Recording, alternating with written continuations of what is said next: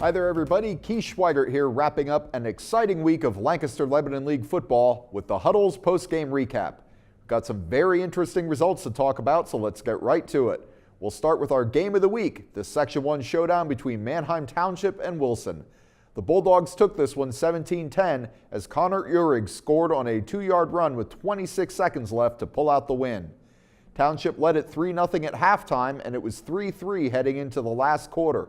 Wilson took the lead on a short TD run by Iggy Reynoso, but the Streaks answered with a 31-yard touchdown strike from Luke MG to Grayson Saladay with 4:29 left. But that just set up the final march for Wilson, which went 67 yards in just over 4 minutes to set up Uhrig's scoring run. That's an insane 62 straight Section 1 victories for Wilson, which is now in great position to claim its 9th straight section title. The Bulldogs close the season with Hempfield and at Conestoga Valley and will be favored in both games. Township has lost 2 in a row by a total of 10 points. Elsewhere in Section 1, Warwick rallied from a 14-point deficit to knock off Penn Manor 42-27. McCaskey returned 2 interceptions for touchdowns in its 42-21 victory over Lebanon, and Hempfield held on to beat Conestoga Valley 16-8. Let's move on to Section 2, where Cocalico entered the week in first place all by itself, with Lampeter Strasburg coming to visit.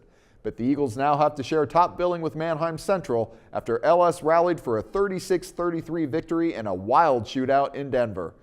Todd Shelley hit Cameron Niemeyer with a 15-yard touchdown strike with 27 seconds left to lift the Pioneers, who trailed 27-7 in the third quarter.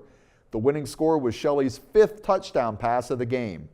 Austin Landers had a pair of touchdown runs, including a 70-yarder in the loss for Cocalico.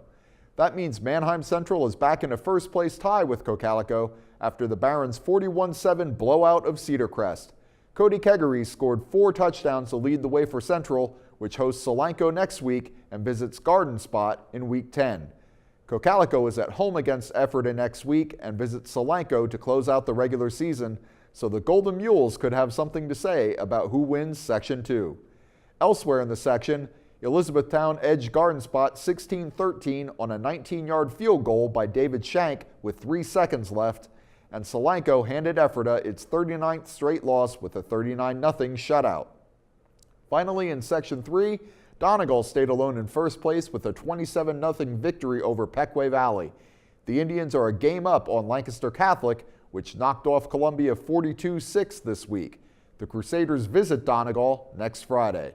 They're currently tied in second place with Anvil-Cleona, which was off this week. The Little Dutchmen beat Catholic 36-21 earlier this year and still have a showdown with Donegal looming in Week 10. In tonight's other Section 3 game, Elko held off Northern Lebanon 14-7. That'll do it for us this week. Remember to visit Lancaster Online for all the updates from tonight's action and follow along on social media during the week as we get you ready for Week 9.